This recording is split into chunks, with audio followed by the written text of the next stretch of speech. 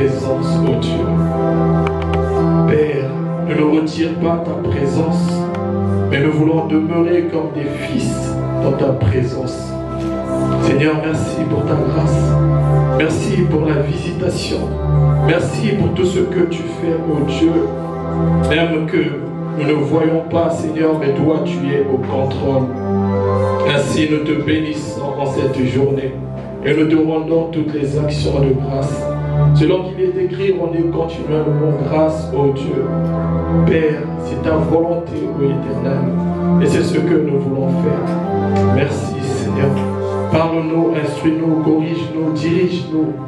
Que toute la gloire te revienne dans le nom puissant de Jésus. Amen. Quelqu'un peut acclamer pour Jésus. Ah, tu peux faire plus que ça, tu peux même te lever, acclamer pour Jésus, l'auteur, le consommateur de notre foi.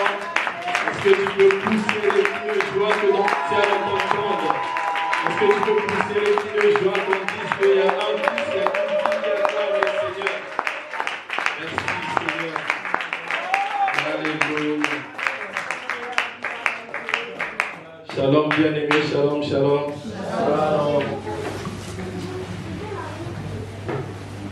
Et dans la joie et dans la présence du Seigneur. Amen.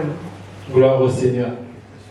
Le thème que je nous propose, c'est la vie de l'esprit ou l'activisme. La vie de l'esprit ou l'activisme. Et en cela, nous allons prendre Luc 10, 38 à 42.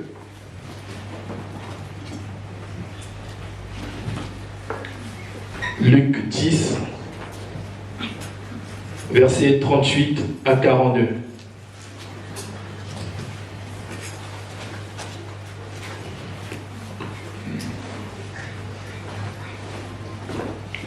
Luc 10, versets 38 à 42.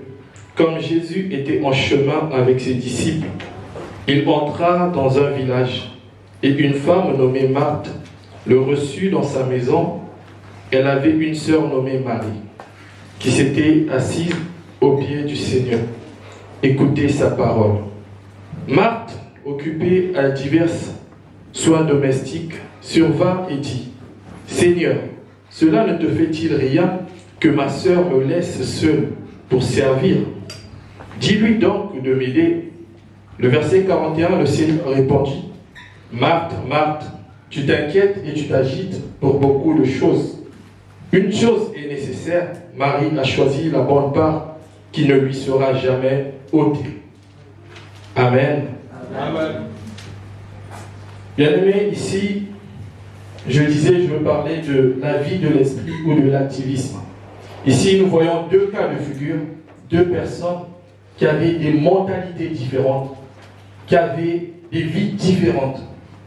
La première personne qui est Marthe, quand on nous parle, Marthe, on nous dit qu'elle était chargée. Elle s'occupait de tout ce qui est tâches domestiques. Elle s'occupait de tout ce qui est ménage. Alors qu'ils avaient reçu quelqu'un d'important. Ils avaient reçu le Seigneur. Ils avaient ce privilège de recevoir le Seigneur dans leur maison.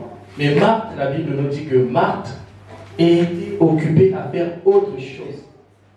Marthe n'avait ni la pensée d'être assise comme Marie au pied du Seigneur. Elle n'avait ni la pensée d'être aux côtés du Seigneur, écouter la parole. Elle, ce qui l'importait, c'était faire le ménage, faire ce qu'il fallait faire à ce moment-là.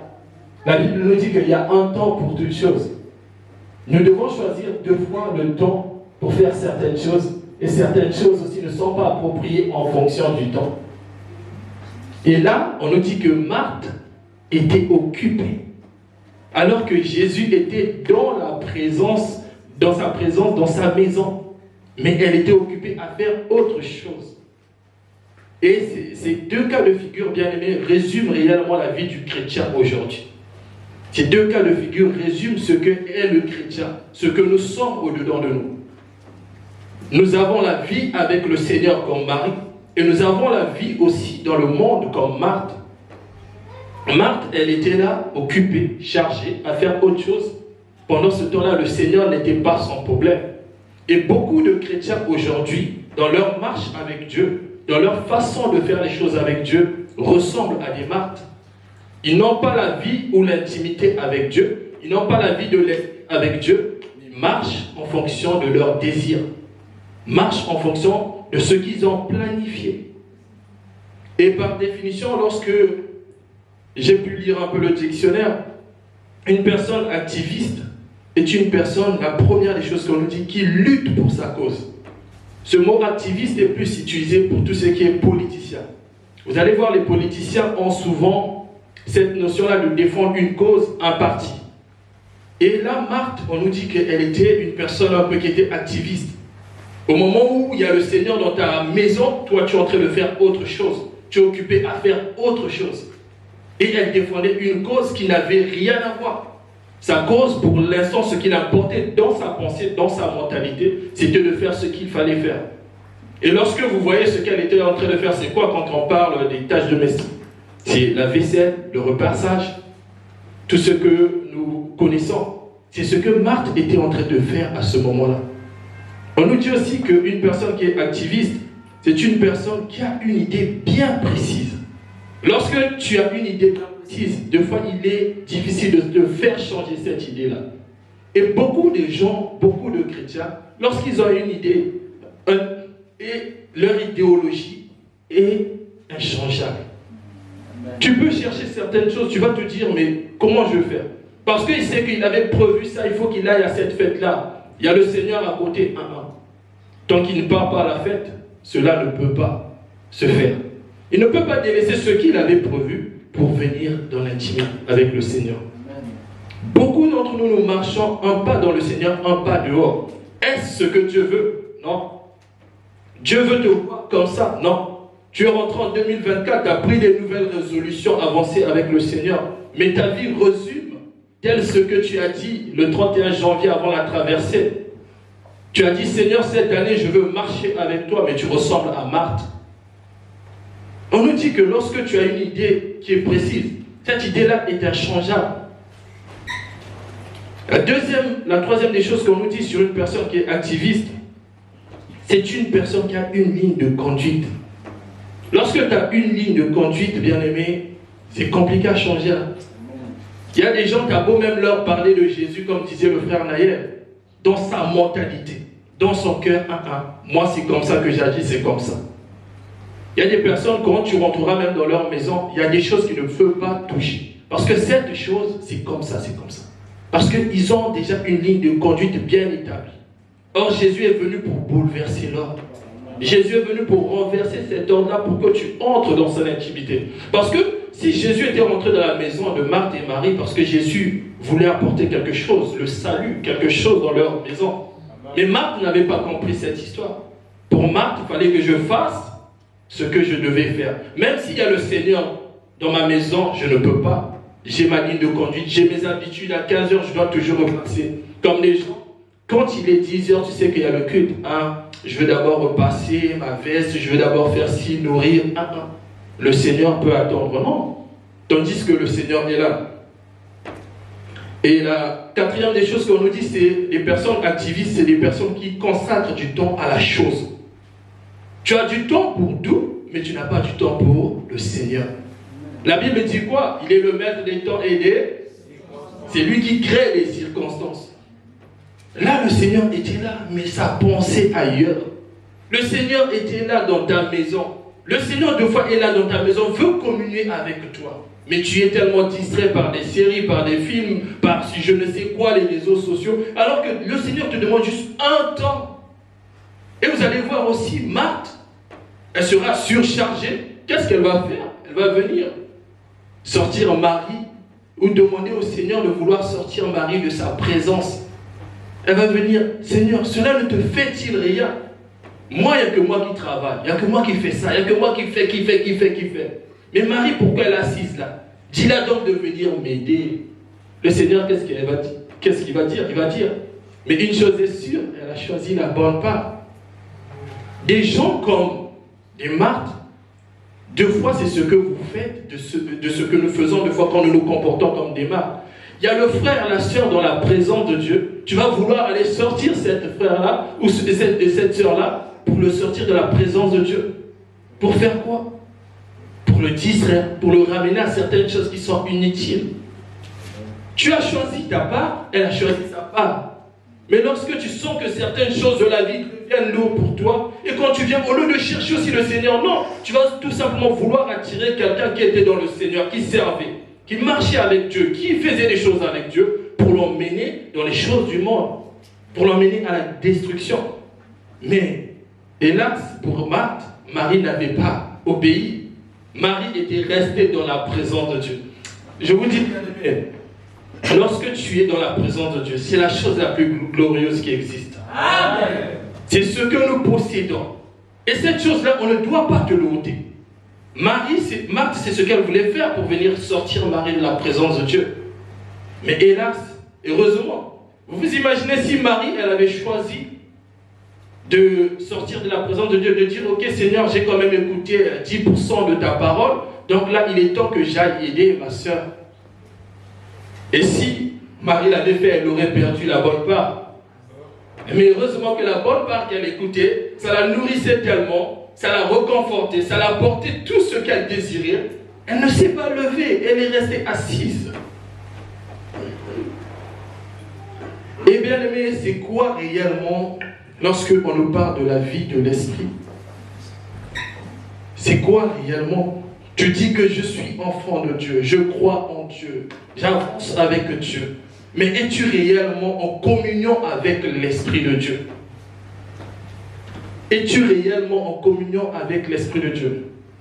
Enfant de Dieu, il ne s'agit pas seulement de venir à l'église les dimanches. Il ne s'agit pas seulement non plus de venir à l'église, non. C'est tout un processus, c'est toute une vie.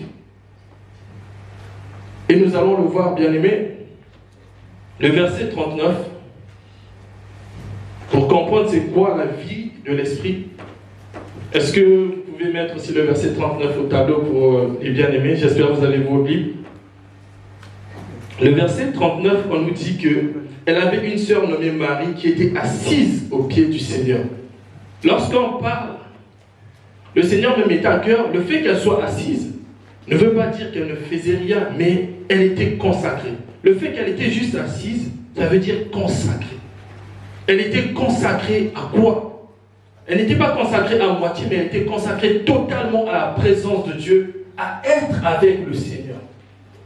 Et la vie de l'Esprit bien-aimé, c'est une consécration totale avec Dieu. C'est une consécration. Marie, elle était assise là. Elle s'était donnée entièrement. Son désir, ce qu'elle voulait, c'était être au pied du Seigneur. Elle ne cherchait autre chose, non. Son désir, comme je vous le disais, c'était tout simplement être assise, regarder Jésus, contempler Jésus. Qu'est-ce que Jésus va dire sur elle, sur sa vie? Bien-aimé, lorsque tu as l'Esprit de Dieu en toi, tu dois être consacré. Lorsqu'on parle de la consécration, souvent on aime le répéter, on nous dit que c'est quelque chose qui est mis à part. Tu es consacré à Dieu. Tu dois te mettre à part. Tu dois te sanctifier. Tu dois avoir une vie à part. Tu ne peux pas avoir une vie comme Marthe. C'est impossible. En tant qu'enfant de Dieu, tu ne peux pas marcher comme Marthe. Lorsque tu dis qu'en moi il y a l'Esprit de Dieu, en moi il y a la vie Zoé, il y a la vie de Dieu, tu dois changer de dimension. Tu ne peux pas rester la même personne que tu étais avant ta conversion, et lorsque tu t'es converti, tu es la même personne. Non. Combien d'années sers-tu le Seigneur? Avances-tu avec Dieu? En toi, il y a la vie de Dieu ou pas? En toi, il y a ce que Dieu a déposé ou pas? Es-tu servante, es-tu serviteur? Comment marches-tu avec Dieu? On nous dit qu'elle était consacrée, elle était assise. Et la deuxième des choses que nous enseigne la vie de l'Esprit, c'est toujours dans le même chapitre. On nous dit qu'elle était en train d'écouter la parole de Dieu. Elle était en train d'écouter la parole de Dieu. Bien aimé, tu ne peux pas comprendre Dieu si tu n'écoutes pas Dieu. Tu ne peux pas comprendre Dieu si tu n'écoutes pas Dieu. Pour comprendre Dieu, il faut l'écouter. Il faut avoir un cœur disposé, un cœur disponible. Il faut demeurer dans sa présence et écouter Dieu. Aujourd'hui, beaucoup d'entre nous, nous sommes distraits. Tel que je le disais, Marthe, Dieu est dans ta maison. Tu as quelque chose à faire avec Dieu. Tu as quelque chose à hériter. Mais où sont tes pensées? Où est ton cœur? Marie, elle était là, elle écoutait. Elle était assise et elle écoutait. Bien-aimé, la parole de Dieu, elle est là. On nous dit quoi dans Josué 1:8? De la méditer jour et nuit. C'est comme ça que tu connaîtras Dieu. C'est pas dans les boîtes, c'est pas dans la vie que tu mènes au quotidien, non. J'en dis ce qu'on vient pas. Nous avons des vies, nous avons le travail, nous avons des familles. Mais Dieu veut que tu changes de dimension. Amen. Dieu veut que tu ailles là où il veut. Dieu veut t'attirer dans la présence. Bien que la Bible ne nous le dit pas, bien que Dieu, qui est le Dieu qui rend des actions de foi, il peut t'attirer dans sa présence, qui a attiré Marthe, quand même. Mais Marthe, elle ne s'est pas rendue compte de cette chose. Dieu avait tout fait pour attirer Marthe. Je peux vous l'assurer, c'est dans ma pensée. Qu'ils viennent vraiment là où ils étaient. Mais Marthe, sa seule préoccupation, même étant dans la présence de Dieu, viens m'aider, viens m'aider. Elle ne se soucie pas, mais tiens, ce qu'il est en train de dire, c'est quoi? J'aimerais écouter. Non. Bien aimé, c'est ça, c'est ce que nous faisons. Notre vie est basée de certaines choses qui n'ont rien à voir avec Dieu. Et en 2024, Dieu t'appelle à changer. Amen. Dieu t'appelle à marcher réellement avec lui. Tu ne peux pas demeurer dans la présence de Dieu comme ici. Tu es en train de penser qu'est-ce que je vais aller manger là, pourvu que le frère s'arrête là. Non. Tu es en train de penser déjà à ta semaine alors qu'on est encore dimanche. Tu es dans la présence de Dieu. Bénéficie de ses grâces. Bénéficie de ça. Et la troisième des choses que nous enseigne la vie d'esprit, c'est une vie d'obéissance complète à Dieu. Tu dois obéir totalement à Dieu. Regardez, là Marie n'avait pas répondu. Marie, comme je vous le disais en amont, elle pouvait se lever, aller faire autre chose. C'est Dieu seulement qui a dit une chose est sûre, elle a choisi la bonne part, mais elle avait aussi une décision à prendre. Lorsque tu écoutes Dieu, tu dois obéir à Dieu. Lorsque tu écoutes la parole de Dieu, tu dois obéir selon qu'il est écrit, tu dois obéir. 1 Samuel 15 nous dit, l'obéissance vaut mieux que les sacrifices que faisait Marthe. Elle se sacrifiait, c'est vrai, pour une cause qui était la maison, mais qu'est-ce qu'elle a gagné, Marthe? Elle n'a rien gagné. À moins que je me trompe, elle a gagné quelque chose ce jour-là. Non. Acte 5, 29 nous dit encore, vaut mieux obéir à Dieu plutôt qu'aux hommes. Marie, elle a écouté, elle obéissait. C'est ce que Dieu veut que tu fasses. Là, tu es en train d'écouter la parole. Cette semaine, obéis à la parole. Change ta mentalité. Amen. Je ne parle pas que à vous, je me parle à moi-même aussi. Lorsque j'écris, ce que le Seigneur met, ça m'instruit, ça m'éduque moi-même. Tous, on doit changer de mentalité. Tu veux partir loin avec le Seigneur, tu veux expérimenter la vie avec le Seigneur, change de mentalité. C'est pour ça que vous voyez que les pharisiens, les scribes, tout ce que nous connaissons, les docteurs de la loi, ils ne comprenaient pas Jésus. Jésus leur parlait beaucoup, mais ils n'écoutaient pas. C'est très important d'écouter le Seigneur, d'appliquer. Jésus voulait leur ramener à la vérité, mais non, ils étaient tellement distraits. Pour eux, la loi est écrite comme ça tu ne peux pas changer. C'est pourquoi Jésus disait, je ne suis pas venu pour abolir la loi, mais pour accomplir ce que la loi disait. Chacun d'entre nous, bien-aimés, est appelé à marcher en conformité avec l'Esprit de Dieu. Ne sois pas distrait quand tu es avec Dieu. Et une vie de prière avec Dieu. Et une vie d'intimité avec Dieu. Tous, nous n'avons pas les mêmes vies de prière. C'est ce que même deux fois, ma femme, elle a des temps de prière totalement différents des miens. Vous allez voir, là, elle va prier. Elle essaie souvent de me communiquer ça. Je dis, c'est une bonne chose, mais toi, c'est toi. Mais j'ai aussi mon intimité avec Dieu. Et c'est ce que nous devons nous efforcer de conserver. Là où tu es avec Dieu, tu dois conserver cette chose-là. Tu ne dois pas perdre ce que tu reçois dans sa présence. Beaucoup d'entre nous perdons, nous n'avons pas de vie intime avec Dieu. Nous ne cherchons pas réellement ce que Dieu veut que nous fassions. Ce que nous devons faire, ce que Dieu veut, nous ne le faisons pas. Est-ce qu'on peut nous mettre Jean 3, le verset 6 au tableau, s'il vous plaît?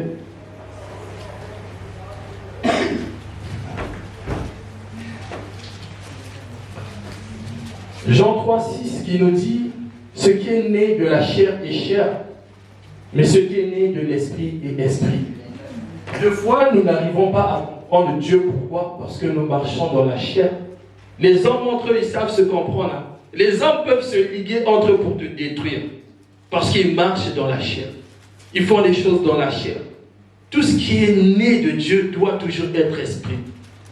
Tu dois avoir la compassion, l'amour, la bonté, la fidélité de Dieu en toi. Mais lorsque tu marches dans la chair, tu ne fais que détruire. Amen. Tu ne vas jamais comprendre Dieu. On nous dit que l'esprit a des désirs contraires à ceux de la chair. Pourquoi cherches-tu à marcher dans la chair? Il est vrai que nous portons cette chair. Ok, mais bien-aimé, cherche à désirer plus. Tu marches dans la chair. Tout ce que tu fais, c'est la chair. Tout ce que tu dis, c'est la chair. La chair est compliquée. Hein? Tu vas chercher à maîtriser ta chair. Il est impossible de maîtriser la chair. C'est l'esprit qui va te donner des stratégies de comment maîtriser ta chair. Amen. Afin que la chair diminue, que Christ monte en toi, prends le dessus, remplisse ton cœur, ton âme, ta pensée, tout ce que tu es. Mais lorsque tu vas chercher à lutter de toi-même avec ta chair, je te dis, tu iras à la perdition, comme le disait le frère Naël. Il est très important en tant qu'enfant de Dieu que nous sachions comment marcher, comment communier avec Dieu. Amen. Et en ces temps de la fin, beaucoup d'entre nous, nous marchons trop par la chair. Amen. Et nous laissons l'esprit de côté. Nous laissons la vie avec le Seigneur de côté. Amen. Des fois, tu vas te dire ce que Dieu me demande, c'est quoi? Et ce que Dieu me demande, c'est très simple. Je l'ai dit là, une vie d'obéissance et d'écoute.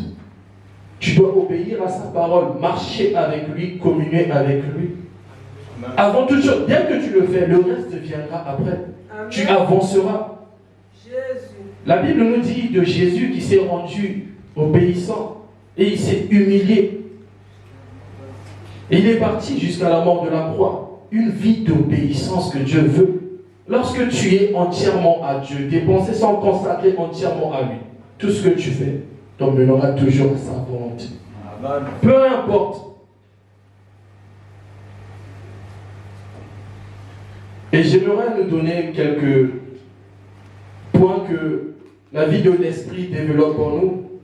Lorsque, bien-aimé, tu es en Christ ou tu as la vie de l'esprit en toi, tu dois constater ces changements, du moins en toi. La première des choses que je notais, tu es une nouvelle créature. 2 Corinthiens 5 et 17, nous le savons, on nous dit que si quelqu'un est en Christ. Et Jean 3, le verset 5, ici nous connaissons l'histoire de Nicodème, qui posait la question à Jésus, qui disait, comment un homme qui est vieux peut-il naître encore de nouveau? Mais Jésus va lui faire comprendre qu'un homme doit naître de l'eau et d'esprit. Bien aimé, nous devons marcher comme des nouvelles créatures en Christ. Lorsque tu es en Christ, tu dois constater que tu as changé. Amen. Tu as changé, ta vie a changé. Même quand tu tombes, relève-toi, dis-toi, j'ai changé. J'ai la nature de Christ, j'ai la vie de Christ. Et beaucoup d'entre nous, nous avons du mal à vraiment croire que nous sommes des nouvelles créatures. Est-ce que c'est le changement physique que tu attends, que tu vois vraiment mon être a changé ou ma peau a changé ou je ne sais pas quoi pour dire que oui, je suis une nouvelle créature en Christ? Non. En Christ, tu es une nouvelle créature. C'est d'abord question de foi. Lorsque tu crois que Jésus t'a régénéré, Jésus t'a changé, tu es une nouvelle créature et tu as la vie de l'esprit en toi. Amen. La deuxième des choses que nous enseigne la vie de l'esprit, il rend témoignage à notre esprit que nous sommes enfants de Dieu. Je vous disais que tout le monde n'est pas enfant de Dieu. C'est Romains 8, 16 qui nous le dit. Tout le monde n'est pas enfant de Dieu. Il y a les enfants de Dieu et enfants de Dieu. Comme vous pouvez le constater. C'est comme quand on nous dit il y a l'ivraie et le bon grain. Ça se ressemble, on ne peut pas vraiment le distinguer. Mais Jésus sait qui est son fils, qui est sa fille. Lui-même qui t'a appelé, il sait qui tu es réellement. Si tu es enfant de Dieu. Enfant de Dieu, tu dois marcher avec l'esprit. Tout simplement. L'enfant de Dieu, tu ne peux pas marcher avec la chair. Impossible. En tant qu'enfant de Dieu, marcher avec la chair et tu te dis enfant de Dieu. Non. Quand tu es enfant de Dieu, c'est l'esprit qui doit primer, c'est l'esprit qui doit prendre le dessus. Amen. Et c'est l'esprit qui doit te conduire dans la profondeur avec le Seigneur. Et l'esprit en nous doit témoigner que tu es enfant de Dieu. Amen. Et l'esprit doit témoigner. Si aujourd'hui, bien aimé, deux fois tu doutes, il y a certaines choses que tu fais, tu te dis, je suis réellement enfant de Dieu, pose-toi les questions. Est-ce que le Saint-Esprit témoigne en ta faveur que tu es enfant de Dieu? C'est lui qui rend ce témoignage que tu es enfant de Dieu. La troisième des choses que nous enseigne la vie de l'Esprit bien-aimé, l'Esprit nous aide à prier et à intercéder. Romains 8, 26 nous dit, l'Esprit intercède par des soupirs inexprimables. L'Esprit de Dieu en toi doit t'aider à prier. Tu dois aimer la prière. Tu dois aimer intercéder pour des causes, pour ta famille, pour toi-même. Tu ne peux pas être dans le Seigneur ou en Christ si tu n'aimes pas la prière. Il est impossible. Lorsque tu as la vie de l'Esprit en toi, tu dois aimer Dieu. Tu dois aimer la prière. Tu dois prier matin, midi, soir. Selon qu'il est écrit, prier sans cesse. Amen. Beaucoup d'entre nous, nous n'aimons pas la prière. Lorsque ça commence à chauffer, tu commences à t'écarter. Bien-aimé, je vais vous le dire, hein, deux fois, la prière m'ennuyait deux fois. J'étais là deux fois, il s'agit de prier quand la prière devenait... Deux fois, il prend trop de temps, je dois rentrer, ça. La prière m'ennuyait deux fois. Mais j'ai compris, si je veux aller loin avec le Seigneur, c'est la prière qui va m'emmener loin. Je vous assure, deux fois la prière m'ennuyait. Deux fois je n'arrivais pas. Mais c'est ce que le Seigneur m'a enseigné. Il ne s'agit pas seulement de venir, de faire acte de présence, non, mais de rentrer dans sa présence. Et c'est la prière qui va t'emmener à connaître Jésus. C'est de par la prière qui va te parler. Lorsqu'on dit la définition de la prière, c'est tout simplement parler à Dieu. Amen. Tu ouvres tout simplement ton cœur. On ne te dit pas de citer autant de versets. Mais si tu commences à dire ce qu'il y a dans ton cœur, tu verras, l'Esprit va renouveler. Maintenant, ça viendra avec les versets. Amen. Qui parmi nous, lorsqu'il est venu au Seigneur, savait prier? Je pense personne. Tu as commencé par un mot, deux mots, trois mots, versets bibliques, ainsi de suite. Et aujourd'hui, lorsque tu pries, on entend des versets bibliques dans ta bouche. Amen. Gloire au Seigneur. La quatrième des choses que la vie de l'Esprit nous enseigne, il doit te convaincre du péché et du jugement. Amen. Tu dois être conscient que j'ai la vie de Dieu en moi. Je marche avec l'Esprit de Dieu, que je ne dois plus pécher. Ou tout du moins tu pêches, relève-toi tout de suite, demande pardon à Dieu. Amen. Relève-toi tout de suite, demande pardon à Dieu. L'Esprit qui est en toi, il va te dire, tu vas pécher, ok, tu vas voler. Je me souviens une fois, à cette époque-là, j'étais encore au collège. On était parti, lorsque Wafa, il était encore dans son petit hangar à côté de Bégon. On avait pris des bonbons avec des collègues, donc on s'amusait à aller tout le temps prendre des bonbons, puisqu'il n'y avait pas de caméras, on ne nous disait rien. Mais dans ma pensée, je suis en train de pécher. Après la police, s'ils nous attrapent, ils vont nous ramener chez la police.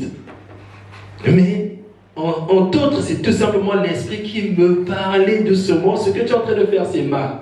Tu pêches, il y a le jugement. Le jugement va t'emmener en enfer. Amen. C'est tout simplement ce qu'il voulait dire. Donc tout ce que tu fais, bien aimé, il y a l'enfer qui existe. Il faut être conscient de l'enfer. L'enfer existe. Le péché t'emmènera à l'enfer. Ah oui. C'est vrai que très souvent on nous dit que c'est pas par le péché aujourd'hui qui nous emmènera en enfer. Oui, mais soyez conscients que le péché aussi peut t'emmener en enfer. Il y a aussi le fait que tu n'aies pas reçu Jésus-Christ comme Seigneur et Sauveur, mais le péché aussi, oui. Parce que tu n'es pas convaincu en ton être que l'Esprit qui est en toi, lorsqu'il te dit arrête de pécher, change ta mentalité, et bien tu continues dans la même chose. Il est en train de te convaincre, ok, tu pêches, mais il y a le jugement. Au dernier jour, comme nous dit la Bible, vous direz, Seigneur, mais j'ai guéri les malades, j'ai prophétisé en ton nom. Il dira, je ne te connais pas. Parce que lorsque l'Esprit est en train de te convaincre de changer de vie, tu ne voulais pas. Tu voulais marcher comme un orgueilleux, tu voulais marcher comme une personne qui sait tout de la vie. La cinquième des choses que nous enseigne la vie de l'Esprit, c'est que tu reçois une puissance en toi, bien-aimé. Tu reçois une puissance. Lorsque tu as la vie de l'Esprit, tu dois dominer sur la chair, tu dois dominer sur les sorciers, tu dois dominer sur tout ce qui est du monde des ténèbres. La Bible dit dans Actes 1:8, vous recevrez une puissance. Tu ne peux pas être le même, bien-aimé. Tu ne peux pas laisser les démons te massacrer. Tu ne peux pas laisser certaines choses de la vie te dominer. Lorsqu'on dit vous recevrez une puissance, c'est l'esprit en toi, le nom de Jésus, que tu ne m'atteindras pas. On n'a pas de lien de sang. Lorsque tu coupes les liens de sang, tu vois le résultat. Parce que le Saint-Esprit en toi fait la différence. Tu as une puissance. Amen. Beaucoup n'expérimentent pas la vie de l'esprit parce qu'ils ne sont pas conscients que j'ai cette puissance. Tu sais que ta vie, ça ne va pas, mais change de vie. Lève-toi parce que tu as la puissance. Mais nous voulons continuer à marcher comme des martres. Il est temps que tu changes. Il est temps que tu sois conscient ou consciente que tu as la vie de l'esprit, tu as la puissance pour dominer et tu as la puissance pour marcher. Et la sixième des choses, je l'avais dit en amont, c'est de ne plus marcher selon la chair. Vous savez, la marche est très compliquée. Galates 5,16. On nous dit, marchez selon l'esprit et vous n'accomplirez pas les désirs de la chair. Et les désirs de la chair, nous le savons, c'est quoi? Toi qui aimes tout le temps critiquer le frère, toi qui aimes tout le temps insulter la sœur, toi qui aimes tout le temps convoiter les femmes des autres, toi qui aimes tout le temps être dans la sorcellerie, dans la fornication, dans tout ce que nous connaissons. Dieu t'appelle à changer. Dieu t'appelle à changer. Tu veux tout le temps marcher dans la chair et ses désirs. Mais ces choses-là t'emmèneront en enfer. Ces choses-là te détruiront, bien-aimé. Il est temps que tu changes de vie.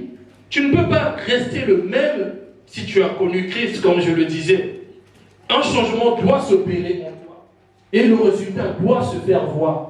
Tu es appelé à marcher avec l'Esprit. Jésus ne nous a pas donné le Saint-Esprit pour que le Saint-Esprit dort dans le croyant. Non. Jésus a donné le Saint-Esprit pour que le Saint-Esprit fasse ce qu'il doit faire dans le croyant et pour que le croyant marche avec lui. En tant qu'enfant de Dieu, nous marchons avec le Saint-Esprit. Vrai ou faux? Amen. Amen. En tant qu'enfant de Dieu, nous marchons avec le Saint-Esprit. Vrai ou faux? Amen. Tu as le Saint-Esprit en toi. Amen. Alors, ne marche plus dans les désirs de la chair. Amen. Marche avec l'Esprit de Dieu. Amen. Je me souviens aussi quand on commençait dans le groupe des jeunes, maman il venait nous parler tout le temps du Saint-Esprit. Et des fois, elle nous disait, tu dois être conscient que le Saint-Esprit, c'est quelqu'un qui est avec toi. Tu peux lui parler, c'est un ami. Tu peux dire, Saint-Esprit, on y va. Accompagne-moi à mon rendez-vous. Fais ceci. C'est tout simplement ça. C'est comme ça que tu renoues la relation avec le Saint-Esprit, tu crées une relation. Et lorsque tu marches avec lui, en tout et pour toutes choses, tu es gagnant. Je peux vous l'assurer, on est gagnant quand on marche avec l'Esprit. Mais quand tu le délaisses, Dieu seul sait ce qui arrive. Et je pense aussi, nous le savons, ce qui arrive, quand nous mettons le Saint-Esprit de côté. La septième des choses que nous enseigne la vie de l'Esprit, c'est qu'il nous communique les dons de l'Esprit. Lorsque tu as le Saint-Esprit, où tu marches dans la vie de l'Esprit, bien aimé, tu dois avoir les dons de l'Esprit en toi. Tu dois avoir le discernement, la sagesse, tout ce qu'on nous parle. Le don d'interprétation, le don de guérison. Surtout quand on vit les samedis de foi en ce lieu. Tu as besoin de ce don. Mais tu es tellement distrait. Mais tu marches tellement dans la chair. Comment veux-tu que Dieu opère? Après, tu vas venir au samedi de foi. Et si quelqu'un n'a pas été guéri, tu vas dire le pasteur est impuissant. Non. Non, mais ça vous fait rire, c'est la vérité. Tu vas venir au samedi de foi, tu vas voir que ce que tu attendais, ça n'a pas marché. Oh, le frère qui a modéré, ça n'allait pas. Le groupe de louanges, à cause d'eux, on n'a pas pu recevoir. Non. Les dons ont été donnés à l'Église. Et ont été donnés, et nous sommes communiqués par le Saint-Esprit. C'est le Saint-Esprit qui nous donne les dons de l'Esprit. Et selon ta disposition, tu crois, tu reçois. Tu marches dans la vie de l'Esprit, tu reçois. Amen. Les dons n'ont pas été donnés pour que ça soit d'un côté, non. Lorsque tu es disposé, lorsque tu marches avec foi, le Saint-Esprit opère. Amen. C'est pourquoi on dit que l'Église, c'est pas moi, mais c'est nous l'Église. Et Dieu veut utiliser tout un chacun d'entre nous. Tu ne sais pas le don que Dieu va te donner, qu'est-ce que tu iras faire dans la vie de gloire ou ailleurs, comment tu vas opérer. Mais si tu marches dans la chair, si tu es une personne activiste qui a ses projets, qui a tout ce qu'il veut, à côté, mais le Seigneur, ce n'est pas son problème. Dieu ne peut pas opérer. Et donc, n'oublie pas que Dieu te communique ses dons. Et la 8e des choses que nous communique la vie de l'esprit n'est autre que le fruit de l'esprit. Moi, je sais, il y a une chose que je travaille en moi, c'est la patience. Ma femme peut en témoigner. Quand je dis on y va, il faut qu'on y va. Quand elle va me faire attendre 5 minutes, je ne suis pas patient. Je peux vous le dire, mais j'y travaille. Le Saint-Esprit, là, il m'aide à devenir patient. Le fruit de l'esprit, nous avons 9 fruits. Et il y a la patience. Il y a ceux qui n'ont jamais la paix. Même quand il part dormir, il est troublé, il pense je ne sais à quoi. Mais lorsque tu as la vie de l'esprit, tu as la paix. Amen. Si tu n'es pas doux, Dieu te communique la douceur. Amen. Si tu n'as pas la foi, Dieu te donne la foi. Amen. Ah, bien-aimé. Nous devons aimer le Seigneur. C'est une grâce. Hein? La 9e des choses que la vie de l'esprit nous enseigne, c'est aimer Jésus. C'est très important d'aimer Jésus. Amen. La Bible nous dit dans Jean 16, 13 à 14, il ne parlera pas de lui, mais il parlera de moi. Le Saint-Esprit, il est là pour t'emmener à avoir une relation avec Jésus. Bien sûr aussi avec lui, bien sûr aussi avec le Père, mais il te parle de Jésus. Il te montre l'amour de Jésus. Regarde Jésus qui a été à la croix pour toi. Regarde Jésus ce qu'il a fait pour toi. Regarde le Père qui t'a donné Jésus. Il te fait aimer Jésus. Aujourd'hui, le monde, lorsque tu parles de Jésus, ils vont te dire, ah, qu'est-ce qu'il fait votre Jésus là? C'était qu'un homme, il n'est pas Dieu. Pour beaucoup, Jésus n'est pas Dieu. Mais toi qui le crois, tu sais que Jésus est Dieu. Tu sais que l'amour de Dieu existe. Tu sais que la grâce de Jésus existe. Tu sais qu'il t'a racheté et qu'il t'a ramené dans sa grâce. Bien-aimé, tu dois aimer Jésus. Lorsque tu aimes, l'amour doit se montrer. Tu dis que j'aime le Seigneur, mais le sers-tu? Avances-tu avec le Seigneur? Fais-tu les choses avec le Seigneur? Ou fais-tu les choses en fonction de ta volonté, en fonction de toi? Aujourd'hui, le Seigneur t'appelle à changer. Et là, donc ma question est, veux-tu être Marthe ou Marie en ce matin? Résonne dans ton cœur. J'ai cité beaucoup de choses. Dieu veut que tu marches avec son esprit, que tu aies une vie intime. Et au travers de la vie intime que tu as avec l'esprit, c'est une relation qui se fera entre Jésus, le Père et l'Esprit. Mais comment veux-tu marcher en cette année? Et que veux-tu faire cette année? Et en cela, j'aimerais prier pour quelqu'un. J'aimerais prier pour quelqu'un qui veut avancer réellement avec le Seigneur. Est-ce que le groupe de louange peut monter? Le Seigneur t'appelle aujourd'hui à devenir Marie, qui a la soif, qui a le désir, qui cherche à rester auprès du Seigneur. Et même quand les vents viendront frapper, et même quand les perturbateurs viendront te dire, viens, allons hors de la présence de Dieu, mais toi, tu veux demeurer. Est-ce que tu peux te lever, bien-aimé? Est-ce que tu peux te lever de là où tu es? Est-ce que tu peux commencer déjà à prier pour toi? Et si tu veux qu'on prie pour toi, tu peux aussi avancer. Ou si tu ne le peux pas, tu lèves seulement la main, on va prier pour toi. Crois que la grâce de Dieu existe et qu'il peut te changer. J'ai un témoignage à vous faire. Les 2 derniers mois, janvier et février, c'était des mois durs pour moi. Spirituellement, j'ai été énormément attaqué. Il y a certaines choses que je n'avais même plus envie de faire, que ce soit modérer, prêcher. J'avais dit au Seigneur, pour l'instant, je n'ai pas trop envie, mais je ne comprenais pas. Le Seigneur ne faisait que me montrer des songes. Et j'ai dit à ma femme, je ne comprends pas, le Seigneur veut faire beaucoup de choses avec moi, mais j'ai comme l'impression de les rejeter. Et jusqu'à ce que j'ai entendu une voix qui me dit, non, ne rejette pas. Quand j'avais vu le message de maman Irénée qui me disait, tu conduis la prière ce dimanche. Et bien d'autres choses que je ne peux pas dire qui sont personnelles, que le Seigneur m'a montrées. Mais j'aimerais tout simplement dire, Si tu crois que le Seigneur peut changer ta vie, cela est possible. Avance, on va prier. Et si tu crois que Dieu peut toucher réellement ta vie, tu veux devenir un intime de Dieu, avance, bien-aimé. Dans ma vie, Jésus règne, règne, règne. Ce que nous voulons que tu règnes, règne, règne. En ce lieu, Jésus règne, règne, règne. Jésus notre roi, règne, règne. Dans ma vie, Jésus règne, règne, règne. Jésus veut régner avec toi. Jésus veut changer ta vie réellement. Jésus veut toucher ta vie réellement. Jésus veut te faire avancer à une autre dimension. Jésus veut t'emmener à une autre dimension de ta gloire, de ta présence, où tu étais loin de lui, mais cette présence n'était pas la bonne. Et aujourd'hui, Jésus veut que tu sois Marie. Et aujourd'hui, Jésus veut que tu sois cette même personne.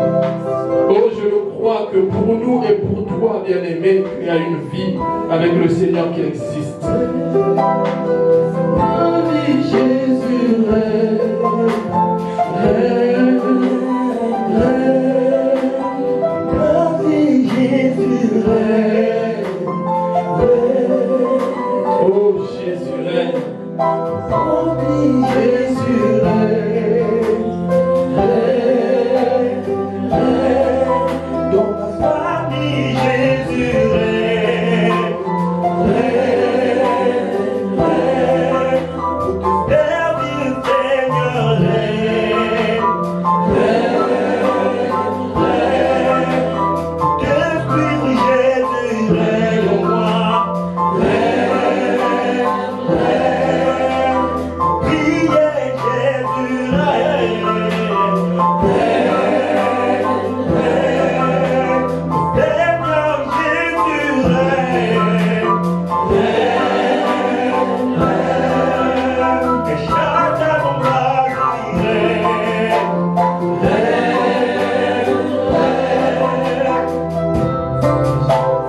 Toi qui as levé la main, je veux prier pour toi. Seigneur, tu es le Dieu qui ramène toutes choses à la vie. Et je le crois de par ta parole qui est sortie. Et je le crois de par ta parole qui dit que tu accomplis pleinement tes desseins. Père, touche mon frère, touche ma soeur. Que la vie qu'elle menait ou qu'il menait au Dieu, qu'il emprisonnait par la chair, devienne réelle par l'Esprit de Dieu.